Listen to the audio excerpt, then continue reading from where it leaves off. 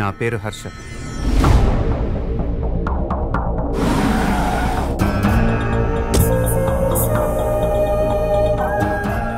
నా దగ్గర లేనిది లేదంటుంటారు, కానీ నాకు కావాల్సింది ఇంకేదో ఉంది. దానికోసం ఎంత దూరమైనా వెళ్ళాలనిపిస్తుంటుంది. ఊరిని దత్తత తీసుకోవటం అంటే జేబులో డబ్బులు తీసి రంగులు రోడ్లు వేసి వెళ్ళిపోతాను అనుకున్నారా? వీడిని వాడిని వాడిని వాడిని వీళ్ళందరినీ, నిన్ను మొత్తాన్ని దత్తత తీసుకున్నా.